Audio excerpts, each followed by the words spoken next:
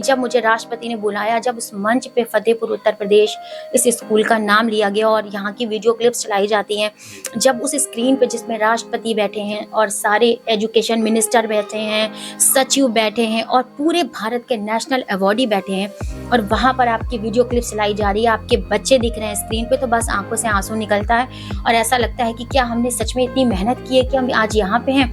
कहते हैं ना, कर्म करो और फल की चिंता मत करो। स्कूल का हर बच्चा आपसे जुड़ा हुआ है, आपसे अपनी बात शेयर करता है, आपसे वो प्रश्न करता है या आपसे मन की बात कह लेता है, तो आप एक अच्छे शिक्षक हैं। तो जो बच्चों में टैलेंट होता है, जिस तरीके के बच्चे होते हैं, हर बच्चे में कोई ना कोई क्वालिटी होती जरूर है।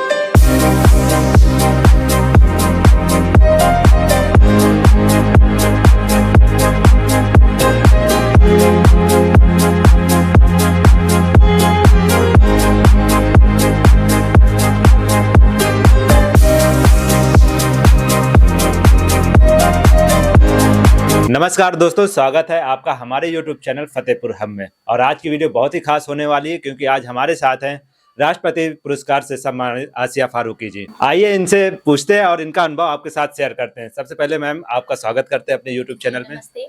मैम, आपकी नियुक्ति इस स्कूल में कब हुई थी?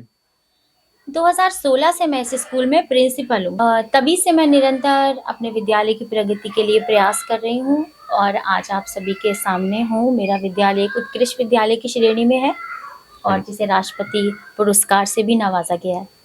2016 से पहले इस विद्यालय की क्या कंडीशन थी और अब क्या कंडीशन है, इसके बारे में थोड़ा सा। पहले यहाँ अराजक तत्वों ने अपना पूरा स्कूल पे कब्जा किया हुआ था, जो विद्यालय को किसी भी तरह चलने नहीं देना चाहते थे। क्या क्या चीज करते थे लोग? सबसे पहली चीज तो यहाँ पर नशा का बहुत रिवाज कह सकते हैं, हर घर में होता है। ये एक मलिन बस्ती है और इस बस्ती में कहा जाता था कि लोग आगे की पढ़ाई के लिए बच्चों को फतेहपुर भी नहीं भेजते हैं। ड्रॉप आउट हो जाती थी सारी लड़कियां और कम उम्र में उनकी कर दी जाती थी शादी। एक घर में 13-13, 14-14 बच्चे और सारे बच्चे कमाने में लगे हैं। उनको पढ़ाई और स्कूल का कोई महत्व नहीं है, ना उनके अभिभावकों को है। वो माँ के साथ खेत पे जा रहे हैं, वो छोटे भाई बहनों को खिला रहे हैं। इन सभी परिस्थितियों में जब मैं यहाँ पे नियुक्त हुई तो मुझे चैन नहीं पड़ा कि ये बच्चों का भविष्य अधिकार में है। शिक्षा एक मौलिक अधिकार है जो कि हर बच्चे को लेनी ही चाहिए। इस तरह की बहुत सारी केस स्टडी की मैंने। उन बच्चियों के साथ मैं खेतों पे गई, उनके अभिभावकों से मिन्नतें करी, उनको बहुत तरीके के लालच भी दिए, उनको आगे के भविष्य के लिए बच्चों को सिक्योर करने के लिए उनको शिक्षा से जोड़ने का पूरा प्रयास किया। लेकिन कहते हैं ना, एक ही दिन में कोई भी काम नहीं होता। धीरे धीरे करते करते मैंने कई वर्षों में जाके बहुत सारी लड़कियों को अपने साथ जोड़ लिया और फिर कुल मिला के 90 लड़कियां ऐसी थी जिन्होंने अपने स्कूल के आगे की पढ़ाई छोड़ी हुई थी। तो ये एक बहुत बड़ी उपलब्धि थी कि मैंने 2 वर्षों में 90 लड़कियों को स्कूल से जोड़ा। वो मेरे स्कूल में आई और जो थोड़ी बड़ी थी, 12 साल 13 साल, उनको मैंने आगे के लिए GGIC में एडमिशन कराया। जब आपकी नियुक्ति हुई थी तब यहाँ पे कितने बच्चे थे और अब कितने बच्चे हो गए हैं? तब तो यहाँ बच्चे नहीं थे, मुश्किल से 8-10 बच्चे स्कूल में दिखाई देते थे, वो भी MDM खा के घर चले जाते थे क्योंकि यहाँ पर अराजक तत्व सारा दिन अपने आप ताश खेलना, जुआ और क्रिकेट हो रहा है। और गांव की औरतें यहाँ पर कपड़े धोती थी, गेहूं धोती थी, बच्चों को नहलाती थी। और कैंपस स्कूल जैसा माहौल नहीं था, जिसे शिक्षा का एक मंदिर होना चाहिए, जहाँ पे शिक्षा होनी चाहिए, बच्चों की मुस्कान होनी चाहिए। मैं चाहती थी कि बच्चे पढ़ें, लिखें, चित्र बनाएं, हंसें, वो कुछ दिन नया सीखें। तो जब उसके लिए बच्चे ही नहीं थे, फिर मैंने अपने आप को एक तरीके से सेल्फ मोटिवेशन से मैंने घर घर जाना शुरू किया। गरीबों लोगों के घर गई, उनकी बस्तियों में जाके मैंने सर्वे किया, लिस्ट बनाई कि कौन कौन से बच्चे स्कूल आ सकते हैं। फिर उनके अभिभावकों को अपने स्कूल में एडमिशन कराने के लिए मुझे बहुत प्रेरित करना पड़ा, बहुत मिन्नतें करनी पड़ी कि आप मुझे चांस दीजिए। फिर मैंने प्रार्थना सभा को आकर्षक बनाया, बहुत सारे म्यूजिक इंस्ट्रूमेंट खरीदे, माइक, ड्रम, लेजिम, डंबल, इन सभी चीज़ों से मैं PT कराने लगी बच्चों को।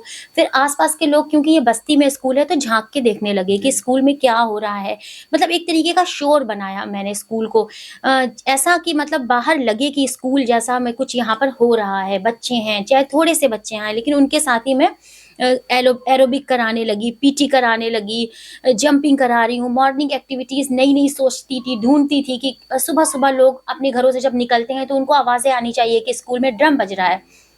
तब बच्चे आने लगे, फिर बच्चे झांकने लगे कि स्कूल में क्या हो रहा है। फिर धीरे धीरे एक बच्चा आया, फिर वो अपने 2 दोस्तों को लेके आया, फिर वो अपने 2 भाई बहनों को लेके आया। तो ऐसे हम हर दिन टारगेट करते थे कि आज इतने बच्चे, आज इतने बच्चे।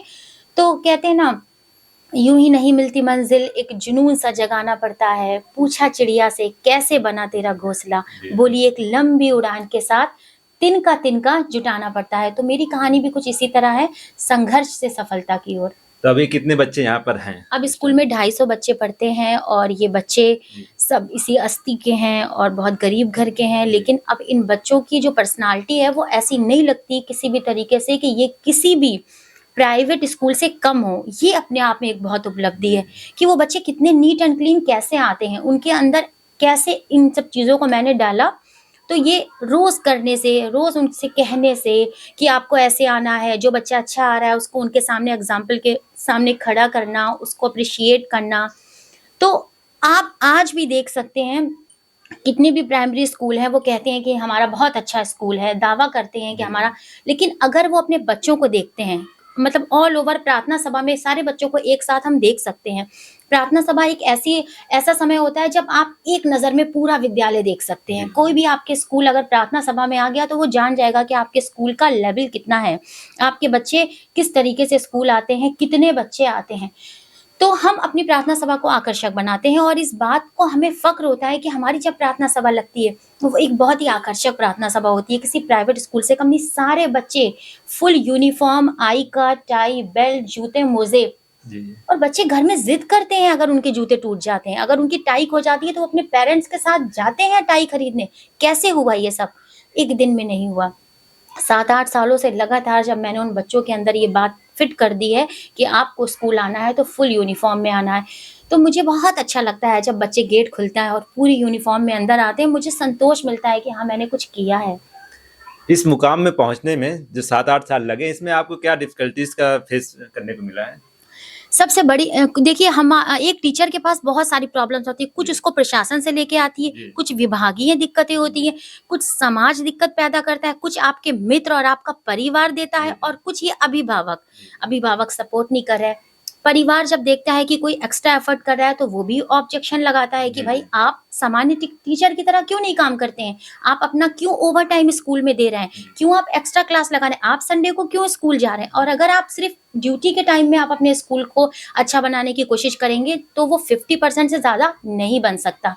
अगर आप अपने पर्सनल टाइम में, जब आपकी छुट्टी भी है, अब हमारे स्कूल में कभी छुट्टियों में चाहे विंटर वेकेशन हो चाहे समर वेकेशन हो, पूरी तरीके से ताला नहीं लगता। क्यों?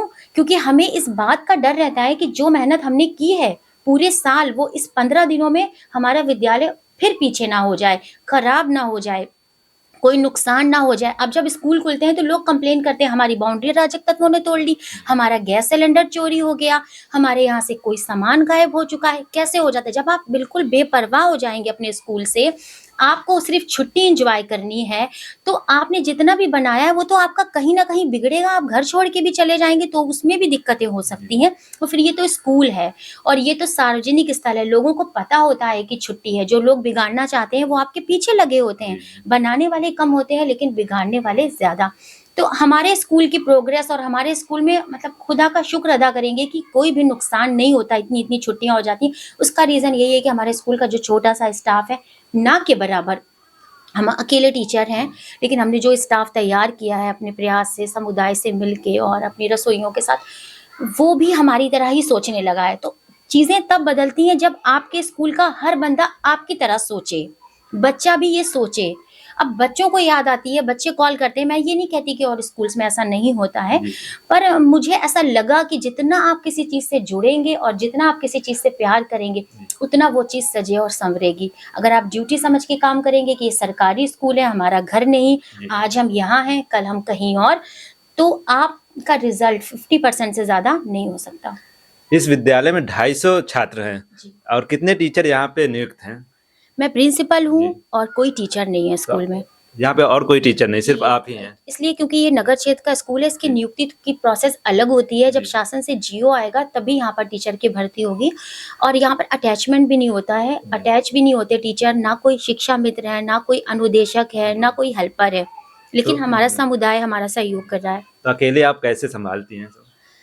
देखिए, बहुत सारी चीज़ें होती हैं, आप स्कूल में देखिए नहीं करने के लिए बहुत बहाने, हाँ कहते हैं ना जी, अकेला चना बाहर नहीं फोड़ सकता, जी, अकेला इंसान चाँद पे नहीं पहुँच सकता, अकेला इंसान पहाड़ नहीं चढ़ जी, सकता। जी, तो ये मसल यहाँ पर गलत होती है। जब मैं आई तो यहाँ अकेली थी, 6 महीना, 7 महीना, 8 महीना, फिर लोग जुड़ते गए और कारवां बनता गया। जी, और एक कामयाब इंसान जब भी होता है तो वो कभी सिर्फ़ एक अकेले की मेहनत से नहीं होता है। जी, मेरी जो कामयाबी है, मेरे स्कूल का जो आज नाम है, जो जी, मुकाम है, जो लोग मुझे पहचानते हैं, जो मेरे पास इतने सम्मान हैं, उन सब में सिर्फ़ मैं अकेली नहीं हूँ। जी, मेरे ये सारे बच्चे, मेरे ये सारे पिलर, मेरी रसोइया चारों जो स्कूल को अपने कंधों पे सँभाली हुई हैं और मेरे जो वॉलंटियर हैं, जो लड़कियां हैं जो मेरे साथ जुड़ करके स्कूल को बेहतर बनाने के लिए अपना अपना वक्त देती हैं, अपना कहते हैं श्रमदान करती हैं और मन से जुड़ी हुई हैं, वो उनको भी स्कूल से उतना ही प्यार है जितना मुझे, जबकि वो कोई मेंबर नहीं है, उनको सरकारी तौर पे नहीं रखा गया, लेकिन बस वो इमोशनल स्कूल से टच हैं। और इस टाइम पे 3-4 लड़कियां हैं, कुछ लोग और हैं जो कि थोड़ा पढ़े लिखे हैं, जो जी, हमारे स्कूल में शिक्षा दान करते हैं, तो ये बड़ी उपलब्धि है। और मुझे फ़क्र है कि मेरे साथ अच्छे लोग जुड़े हैं और मैं उन्हें अब फ़क्र से अपना स्टाफ़ कहती हूँ, उनके साथ खड़ी होती हूँ, हर कार्यक्रम में, हर मंच पे मैं ये बात भी कहती हूँ। जी, मुझे बिल्कुल भी अब इस बात का मलाल नहीं है कि मेरे पास टीचर नहीं है, क्योंकि मैं बिना टीचर के भी अपने आप को मैं ऐसा ही फ़ील करती हूँ कि मेरा ये स्टाफ़ है और मैं हक़ से उनसे बोलती हूँ और वो मेरा काम भी सुनते हैं। जी। हाल ही में आपको राष्ट्रपति पुरस्कार से सम्मानित मिला है, तो आपको कैसा महसूस हुआ था? मुझे ऐसा महसूस हुआ था कि जब मुझे ये पुरस्कार मिल रहा है तो मैं अपने उन सारे बच्चों को यहाँ पे बैठाल के दिखा सकूँ। जी, मैं उन रसोइयों को, उन वॉलंटियर को ये लम्हा दिखा सकूँ जी, जी, कि जब मुझे राष्ट्रपति ने बुलाया, जब उस मंच पे फ़तेहपुर उत्तर प्रदेश इस स्कूल का नाम लिया गया और यहाँ की वीडियो क्लिप्स चलाई जाती हैं। जी, जब उस स्क्रीन पे जिसमें राष्ट्रपति बैठे हैं और सारे एजुकेशन मिनिस्टर बैठे हैं, सचिव बैठे हैं और पूरे भारत के नेशनल अवॉर्डी बैठे हैं और वहाँ पर आपकी वीडियो क्लिप चलाई जा रही है, आपके बच्चे दिख रहे हैं स्क्रीन पे, तो बस आँखों से आँसू निकलता है जी, और ऐसा लगता है कि क्या हमने सच में इतनी मेहनत की है कि हम आज यहाँ पे हैं। कहते हैं ना, कर्म करो और फल की चिंता मत करो। मैं जब मेहनत करती थी, मैं इस उम्मीद से मेहनत नहीं करती थी। बस ये होता है लगन से और कर्तव्य निष्ठा से, समर्पण से अगर कोई भी काम किया जाए तो पुरस्कार खुद ब खुद मिल जाते हैं, जी, उनके लिए काम नहीं जी। करना पड़ता है। राष्ट्रपति पुरस्कार के अलावा आपको और कौन से शिक्षा के क्षेत्र में अवार्ड मिले हैं? देखिए, 2019 में राज्य अध्यापक पुरस्कार जो यूपी जी, गवर्नमेंट ने हमारे मुख्यमंत्री जी ने दिया था, जी, 2021 में मिशन शक्ति जी, पुरस्कार जो महिलाओं और बालिकाओं की विशेष शिक्षा और उनको रोज़गार से जोड़ने के लिए मुझे गवर्नर आनंदीबेन पटेल और हमारी वित्त मंत्री निर्मला सीतारमण जी ने दिया था और 2023 में मुझे राष्ट्रपति पुरस्कार हमारे देश के राष्ट्रपति द्रौपदी मुर्मू जी जी, ने जी, दिया है। तो ये पुरस्कार अपने आप में एक बहुत बड़ी उपलब्धि है और मैं खुशकिस्मत हूँ कि मेरे पास ये सारे पुरस्कार हैं और जी, शिक्षा के क्षेत्र में राष्ट्रपति पुरस्कार सबसे बड़ा पुरस्कार जी, माना जी, जाता है। जी। बच्चों को आप कैसे मोटिवेशन देती हैं? सबसे मेन चीज़ तो स्कूल में स्कूल के बच्चे होते हैं। जी, अगर आपका स्कूल एक आनंद की पाठशाला है, जी, तो आप एक अच्छे शिक्षक हैं। अगर आपके स्कूल का हर बच्चा बिना फ़ोर्स के स्कूल आता है, तो आप एक अच्छे शिक्षक हैं। अगर आपके स्कूल का हर बच्चा पढ़ना चाहता है, तो आप एक अच्छे शिक्षक हैं। जी, जी, अगर आपके स्कूल का हर बच्चा आपसे जुड़ा हुआ है, आपसे अपनी बात शेयर करता है, आपसे वो प्रश्न करता है या आपसे मन की बात कह लेता है, तो आप एक अच्छे जी, शिक्षक हैं। ऐसा नहीं होना चाहिए एक शिक्षक को कि वो बहुत ज़्यादा अपने आप का दबदबा बना के स्कूल में रोब, बच्चों को लिया, डंडी से पीट दिया, जी, बच्चों ने अगर काम नहीं करा तो उसे बहुत बुरी तरीके से पनिश किया। सज़ा ज़रूरी है जी, बच्चों के लिए कि उससे उनमें थोड़ा-सा एक प्रेशर होता है कि हम ऐसा नहीं करेंगे, लेकिन सज़ा भी ऐसी दीजिए ना जो उसके अकॉर्डिंग हो, जिसे वो फ़ेस कर सके। तो मैं अपने बच्चों के साथ इतना सारा नया-नया कुछ खोज-खोज करके लाती हूँ, क्योंकि मैं खोजी टाइप की हूँ एक जी, टीचर, और जिसे लगता है कि ये चीज़ नहीं हो पा रही तो ये अप्लाई कर दो, इस तरीके से ये नहीं जुड़ पा रहा है शिक्षा से तो इसे ऐसा रोल दे दो। तो जो बच्चों में टैलेंट होता है, जिस तरीके के बच्चे होते हैं, हर बच्चे में कोई ना कोई क्वालिटी होती ज़रूर है। हम ये नहीं कह सकते कि ये बिल्कुल कुछ नहीं करेगा अपने जीवन में। तो हम लिस्ट बनाते हैं, तेज़ बच्चों की अलग, जी, कमज़ोर बच्चों की अलग और बिल्कुल भी जो बच्चे नहीं पढ़ना चाहते उनकी अलग। और फिर वो क्यों नहीं पढ़ना चाहते हैं? तो आपको समय देना पड़ेगा, बच्चों के साथ जुड़ना पड़ेगा। हर दिन एक सेशन करिए कि बच्चे टीचर से सवाल करें। जी, कभी-कभी बच्चे ऐसे-ऐसे सवाल कर देते हैं कि हमें हँसी आ जाती है और हम सोचते हैं कि बच्चे क्या इतना देख लेते हैं? बच्चे बहुत नोटिस करते हैं अपने टीचर को। तो आप एक आइडियल टीचर बनें, उसके सामने ऐसा ही सलूक करें जैसा आप चाहते हैं कि एक आइडियल टीचर को होना चाहिए। तो अगर आप स्कूल में आपका चलना, आपका बच्चों के साथ बोलना, आपका क्लास लेना, जी, आप बैठ गए आराम से और एक-एक बच्चे को बुला रहे हैं, वो कॉपी लेके आ रहा है, भीड़ लगाए हैं, सारे बच्चे टेबल पे चढ़े हैं, आपका स्कूल में कोई डिसिप्लिन नहीं होगा। आपको खुद बच्चों तक पहुँचना है, क्लास को डिसिप्लिन में कैसे रखें, बच्चे भी उसी तरीके से उठें, एक-एक बच्चा लाइन अप होके क्लास में जाए, क्लास से बाहर निकले। लंच में ख़ास फ़ोकस करना चाहिए कि बच्चे खाना किस तरीके से खाते हैं। छुट्टी के टाइम बच्चे अक्सर बहुत ज़्यादा हल्ला मचाने लगते हैं और बहुत तेज़ी से भागते हैं एक-दूसरे को गिराते हुए। तो इन तरह की चीज़ों से बच्चों के चरित्र पे असर पड़ता है और अभी अगर हम ये बच्चे छोटे हैं, इनको अगर हम अनुशासन का पाठ पढ़ा देंगे, इनको हम मैनर्स सिखा देंगे, इनमें हम कुछ भी संस्कार दे देंगे, तो ये भविष्य में चल के उसी तरीके के नियम, उसी तरीके की चीज़ें फ़ॉलो करेंगे। जैसे छोटी-सी चीज़ है कि नहा के आना। ठंडी है, बच्चे नहीं नहा के आते, लेकिन हम कहते हैं ना कि रोज़ कि बच्चे आप नहा के आएँगे, आज कौन बच्चा नहीं नहा के आया? अच्छा क्या वजह थी? देखिए आप कहेंगे रोज़ तो बच्चे करेंगे और दूसरे बच्चों को देख के बच्चे सीखते हैं। तो कोई एक चीज़ नहीं होती है बच्चों से जुड़ाव करने की, आपको बच्चों से पूरा जुड़ना पड़ेगा, उनको कॉल करिए, उनसे बात करिए, कभी-कभी उन्हें अपने घर घुमा लीजिए, कभी-कभी उनको कहीं बाहर घुमाने ले जाइए, कभी-कभी उनके साथ बैठ के खाना खा लीजिए, कभी उनके साथ आप हँसी-मज़ाक कर लीजिए। ज़रूरी नहीं है कि आप हमेशा एक टीचर के ही प्रोफ़ाइल में बने रहें, एक टीचर के गेटअप में ही आप क्लास में जाएँ। कभी-कभी उनके दोस्त बन के जाएँ और फिर सारे बच्चे आपके हो जाएँगे और जब छुट्टियाँ होंगी तो वो आपको मिस करेंगे, कॉल करेंगे और जिस दिन स्कूल खुलेगा उस दिन वो खुद से आएँगे। अब आज छुट्टी है लेकिन बच्चे भीड़ लगाए हैं कि मैम स्कूल कब खुलेगा। मैम अपने विद्यालय में पढ़ाई के अलावा आप बच्चों को और क्या-क्या एक्टिविटीज़ करवाती हैं? बच्चों को बहुत सारी एक्टिविटी कराई जाती है, फिज़िकल, मेंटल टेस्ट लिए जाते हैं और बच्चों को मूवीज़ दिखाई जाती है, उनको स्मार्ट टीवी पर, कंप्यूटर पे टैबलेट पे, पपेट से बहुत सारी और ये जो हमारे महापुरुषों की जयंतियाँ होती हैं, इनको सेलिब्रेट करके, उनको रोल प्ले देके और साथ ही साथ जैसे कोई इवेंट आया 26 जनवरी, एनुअल फंक्शन 15 अगस्त, इसमें बच्चों को रोल दे करके बच्चों को कैरेक्टर में बाँटिए आप, जो भी दिवस आ रहा है उसके बारे में बताइए। तो फ़िज़िकल एक्टिविटीज़ बेशुमार है और हम अपने यूट्यूब चैनल पे अपलोड करते हैं उनको और हर एक्टिविटी हमारे चैनल पे है। अगर किसी भी तरीके की आपको हेल्प चाहिए कि स्कूल में एक्टिविटी कैसे कराई जाए, बच्चों को कैसे तैयार किया जाए, प्रेयर पे कैसे बच्चों को एक साथ बुला कर के आप अच्छे स्वर में स्वर मिला के एक आस्था के साथ कैसे हम प्रार्थना करें, इसके भी टिप्स हैं। तो आप यूट्यूब चैनल देखिए आसिया फारूकी के नाम से हमारा चैनल है, उसे भी सब्सक्राइब करें। तो मैम अभी हमने आपका विद्यालय देखा है, तो ये भी कॉन्वेंट की तरह ही है, तो आपने ये कैसे सोचा और ये आपको क्या मोटिवेट किया कि आप एक प्राइमरी स्कूल को कॉन्वेंट स्कूल की तरह आप बना सकते हैं? देखिए मेरी मम्मी भी प्राइमरी टीचर हैं और मेरे पापा भी टीचर हैं, वो डाइट प्रवक्ता और मेरी मम्मी रायबरेली में। और मेरे ख़ानदान में मेरे जो चाचू हैं वो इलाहाबाद यूनिवर्सिटी में वाइस चांसलर, तो मेरे ख़ानदान में है ऐसा, मेरे दादा भी टीचर थे। बचपन से मेरे अंदर था टीचिंग का प्रोफ़ेशन। मैं जब छोटी-सी थी तो आस-पास के कॉलोनी के बच्चों को, जो हमारे यहाँ दूध वाला आता था उसके बच्चे को बैठाल के पढ़ाती थी। जो हमारे यहाँ आंटी काम करती थी, उनकी 2 बच्चियाँ थीं, उनको मैं कॉपी में काम देती थी, चेक करती थी। तो कोई नहीं मिलता था तो मैं ऐसे ही झूठ-मूठ में एक्टिंग करती थी टीचर बनने की, तो मुझे अच्छा लगता था कि मैं एक टीचर बनूँ और मैं आज हूँ और मुझे फ़ख्र है कि मैं आज एक उत्कृष्ट शिक्षिका बनी हुई हूँ और अपने माँ-बाप की दुआओं की वजह से, उनकी प्रेरणा की वजह से मैं आज यहाँ पर हूँ।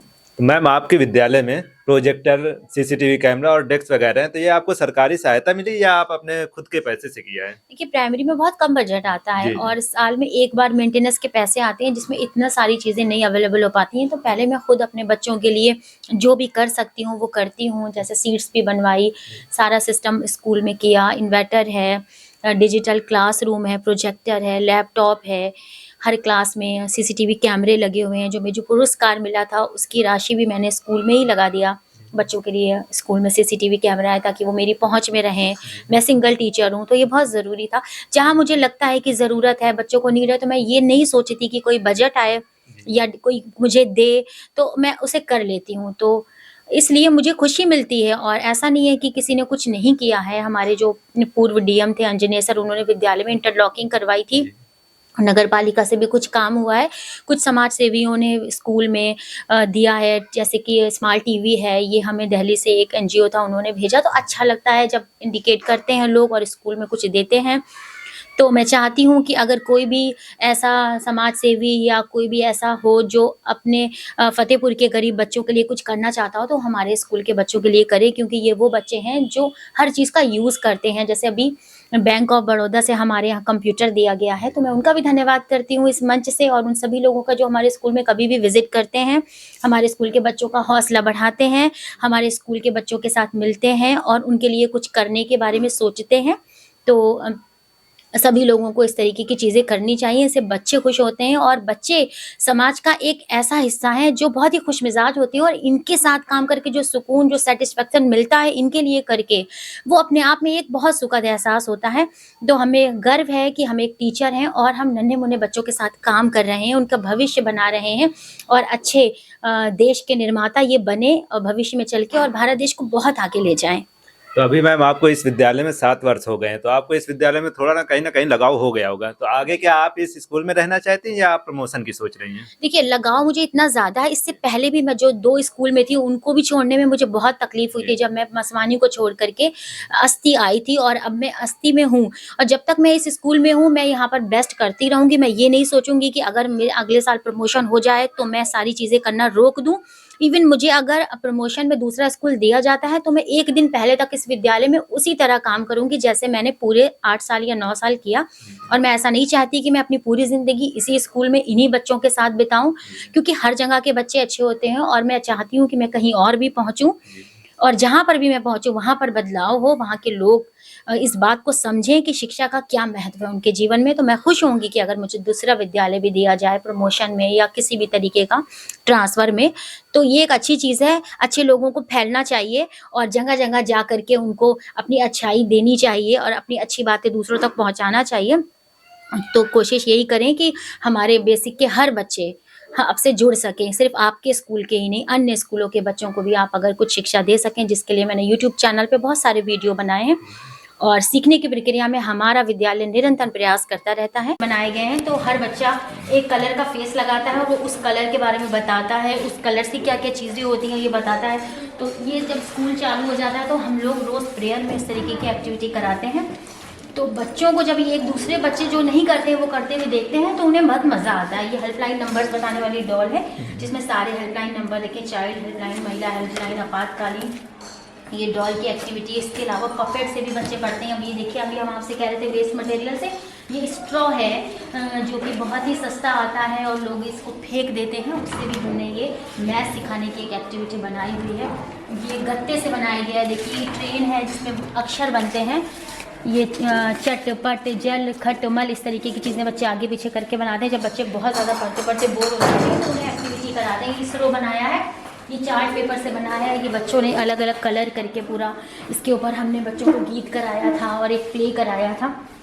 और हम आपको दिखा दें, ये जो वोट दो वाले इलेक्शन के टाइम पे लोग फेंक देते हैं, वोट दो वाले जो आते हैं बैनर, जब यहाँ पर बूथ होता है ऐसे स्कूल में, तो बहुत सारे लोग ऐसे फेंक देते हैं, यूज़लेस होता है वो लोगों के लिए। तो उस पर भी हम चार्ट पेपर चढ़ा के महापुरुषों की फ़ोटो लगा के बच्चों को पहचान करवाते हैं कि ये महापुरुष हैं, इनकी ये कहानी है। तो इसके लिए हमको बहुत ज़्यादा लागत भी नहीं लगती है। चार्ट पेपर ले लिया और एक पिक्चर ले ली और ये फ्रेम जैसा तैयार हो गया। इसको हमने पन्नी से कवर कर दिया। तो कहते हैं ना, जहाँ चाह हो, जब कुछ करने की अगर आपके मन में चाहत है, आप करना चाहते हैं, तो आइडिया मिल जाते हैं। वेस्ट मटेरियल से भी बहुत सारी उपयोगी चीज़ें बनाई जाती हैं। वो POP से आप देख सकते हैं, वो बनाया हुआ है भारत।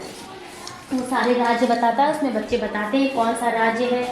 ये जो वेस्ट मटेरियल से सब्जियों की बनी हुई है, ये कूलर का थर्माकोल है। ये बाजार का खरीदा हुआ नहीं है। जैसे कूलर किसी के घर में आता है गर्मियों में, तो उसमें जो थर्माकोल निकलता है उससे भी हम, यहाँ तक कि जो कपड़े के अंदर जो फोम निकलता है, हम उससे भी TLM तैयार करते हैं। पुरानी जो बॉटल्स होती हैं, देखिए वो स्थानीय मान बताने का एक TLM है, जो बॉटल के ढक्कन से बनाया गया है। और ढक्कन पे नंबर लिख करके हम बच्चों को इकाई, दहाई और स्थानीय मान सिखाने की कोशिश करते हैं कि बच्चे कुछ ना कुछ सीखें कहानियों के माध्यम से। जैसा कि हमने अभी बताया आपको, कोई भी कहानी है तो अगर उसका चित्र तैयार कर दिया तो बच्चे इधर उधर नहीं देखेंगे। ऐसा बच्चे करते हैं कि कहानी सुना रहे तो वो बातें करने लगते हैं, लेकिन जब उनके सामने कोई एक प्रत्यक्ष रूप से मॉडल होगा या चित्र होगा, तो वो देखेंगे कि इस चित्र में क्या है, इस चित्र में क्या है। तो बनाना बहुत मुश्किल नहीं होता। थर्माकोल लिया, गत्ता लिया, कलर, और 1-2 घंटे में जब रोज़ बनाते हैं तो बच्चे भी बनाने की कोशिश करते हैं और हम बनाते हैं। हमें खुशी होती है कि उसके ऊपर बच्चे कहानी कैसे पढ़ते हैं। आपको दिखाएं, जब हम लैपटॉप खरीदते हैं तो लैपटॉप का जो बॉक्स होता है वो बहुत ही उपयोगी होता है TLM बनाने के लिए। जितने भी लैपटॉप हमने लिए या किसी भी फ्रेंड के यहाँ लैपटॉप आया, तो हम उससे क्या कहते हैं कि अपना हमें बॉक्स दिखा दो। तो इस तरीके से ये जीवनी तैयार करते हैं हम महापुरुषों की। ये सरोजनी नायडू की जीवनी, इसी तरह से गांधी जी की जीवनी हमने तैयार की थी 2 अक्टूबर गांधी जयंती पे। तो जो उनके बचपन से लेके अब तक के अचीवमेंट्स हैं, जो उनके प्रयास हैं, जो आंदोलन उन्होंने किए, किसके किसके साथ उन्होंने रहा, कौन कौन से उनको अवार्ड मिले और कब कब वो कैसी दिखती थी और उन्हें भारत कोकिला कहा गया, ये सारी चीज़ें बच्चे ऐसे बताने से भूल जाएंगे। लेकिन जब हम उनका सचित्र दिखाने लगेंगे कक्षा में, ये उनके बचपन का है, फिर ये उनके माता पिता हैं, फिर वो गांधी जी के साथ, फिर वो नेहरू जी के साथ, फिर उनके आंदोलन, फिर अंग्रेज़ों से उनकी लड़ाई, फिर उनकी भाषा, तो इसको इनकी उपलब्धियाँ कि वो भारत की बुलबुल बोली जाती है, उन्हें भारत कोकिला कहते हैं। तो अब बच्चे जान गए हैं। तो ये TLM बहुत ही एक अच्छा मेथड होता है। इससे बेस्ट कोई टेक्निक नहीं है बच्चों को सिखाने के लिए कि आप उनको TLM के माध्यम से पढ़ाएं। और TLM बनाने के लिए थोड़ी सी मेहनत पड़ती है, थोड़ा दिमाग लगाना पड़ता है, और वेस्ट मटेरियल अगर आप यूज़ करना चाहते हैं तो उसका यूज़ कर सकते हैं। कम लागत में अच्छे से अच्छा ये बॉक्स बन जाता है। तो ये सारी चीज़ें करके देखिए, उधर गांधी जी का भी रखा हुआ है। सड़क सुरक्षा पे आंदोलन करते हैं, उसके छोटे छोटे से हम प्लैकार्ड्स बना के बच्चों को दिखाते हैं कि यहाँ नो एंट्री है, यहाँ पर क्या दिक्कत है, आप नहीं जा सकते, यहाँ पर आप गाड़ी नहीं ले जा सकते, आगे रास्ता खराब है। तो अब बच्चे देखेंगे तो कहीं भी अगर वो जा रहे हैं तो उनको पता चलेगा कि यहाँ पर ये बोर्ड लगा है और ये इसका सिंबल ये है, तो मैम ने बताया था। और लाइट्स के बारे में, रेड लाइट क्या कहती है, ब्लू लाइट क्या कहती है, सिर्फ पढ़ाना ही हमारा मकसद है। हमारा मकसद ये है कि बच्चों का कॉन्सेप्ट क्लियर होना। तो इसलिए यहाँ के बच्चों का ज़्यादा से ज़्यादा कॉन्सेप्ट क्लियर है, वो अपनी बुक्स भी पढ़ लेते हैं और इसके अलावा जो एक सामाजिक नॉलेज होती है, समाज में रहने के लिए, आगे बढ़ने के लिए जो बेसिक चीज़ें होती हैं, वो भी हम बच्चों को बताते हैं और उनको शिक्षा से जोड़ने का पूरा प्रयास करते हैं। मैम, आपका धन्यवाद करते हैं कि आपने फतेहपुर ही नहीं पूरे भारत का नाम रोशन किया है। Thank you. मुझे भी आप लोगों से मिलकर बहुत अच्छा लगा और आप लोग भी इसी तरीके से काम करते रहें और अपना फतेहपुर पेज जो जी। आपका है ये बहुत आगे जाए, क्योंकि पहचान से मिला काम कुछ समय के लिए होता है, लेकिन अगर आपकी काम से आपको, आपके काम की वजह से आपको पहचान मिल रही है तो वो बहुत लंबे समय तक जाती है। तो आपका ये चैनल बहुत ज़्यादा ग्रो करे, मेरी विश है। और आप थैंक लोगों यू का मैम। बहुत बहुत धन्यवाद कि आप मेरे विद्यालय को आज इस चैनल पे दिखा रहे हैं, और सभी फतेहपुर वासियों को भी बहुत बहुत धन्यवाद।